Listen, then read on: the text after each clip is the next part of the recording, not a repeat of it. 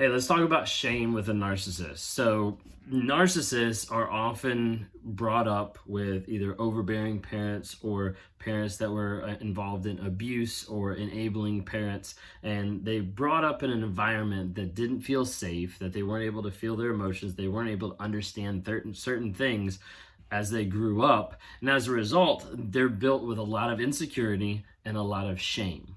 A lot of people don't want to talk about this. A lot of people don't want to hear it because it gives the impression that they're human, they're not demons. It gives the impression that they have feelings, which they do. And it really dives deep into who the narcissist is and what they're actually thinking and what they're actually processing. So when a narcissist does something, at times there'll be like a little bit of shame. They'll feel a little bit of shame. Maybe the first time, maybe the second time, it'll slowly disappear over a period of time.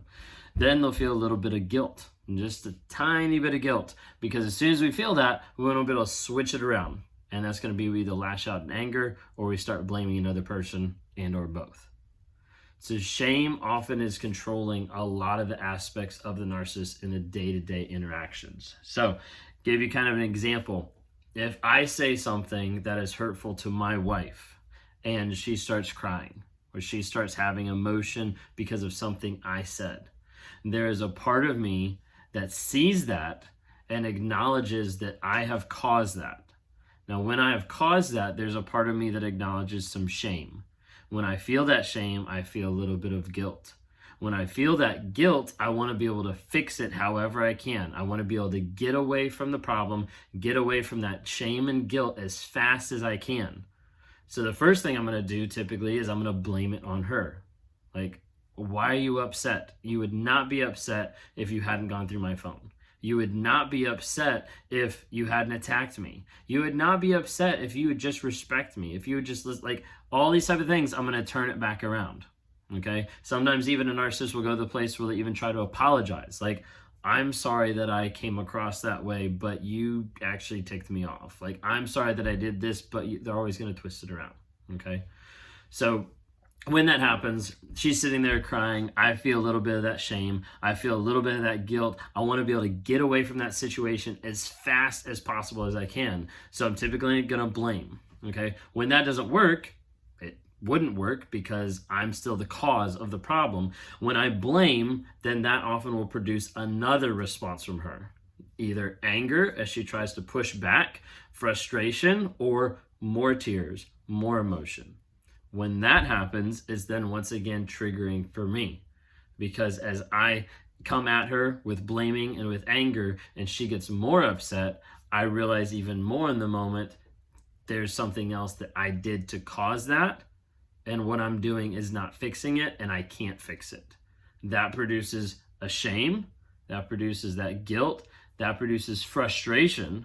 So I'm going to go then and blame it back on her. Blame it on a circumstance. Blame it on anything else but myself, because I'm not going to be able to handle that. I'm not going to be able to handle the acknowledgement and the truth that I'm dealing with shame, insecurities, and guilt about what I just did. As a result, things escalate. And you see this all the time in narcissistic relationships, where a simple conversation where the other person's walking on eggshells all of a sudden turns into a giant blow up and a giant yelling match and arguing. And you get to the place where people are emotionally, mentally, and physically abused. And that's part of the reason why, is that shame. That shame that is inside of them that promotes like what they're seeing through that filter of shame to the place where they can't be vulnerable with themselves. They can't be honest about what they're going through. They can't be honest about the feelings and the thoughts that they have. So as a result, to get rid of that shame and to get rid of that guilt, they're going to go to blame as fast as they can. And they're going to release that a lot of times in anger. Now, a lot of times people don't want to hear this kind of stuff. They don't want to listen to a narcissist say, hey, one of the reasons why I hurt you is because I'm shameful about myself. Okay. That's often very vulnerable for me. And a lot of people do not like to hear that because it humanizes it.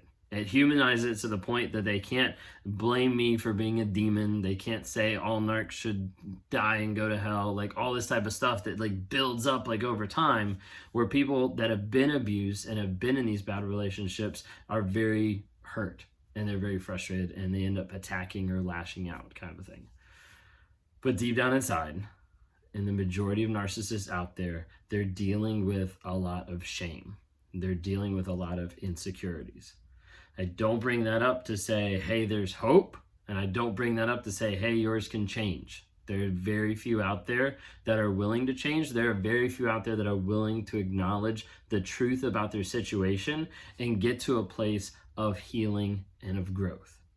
It takes time. Okay? But that's where it starts. It starts with the abuse that they went through, the lack of emotional support, the lack of empathy that they got from their parents or from people around them. It comes from, like I said, either abuse, overbearing parents, enabling parents, like all this type of stuff till it gets to the place that they have these insecurities, and then they have this stuff that's built onto shame.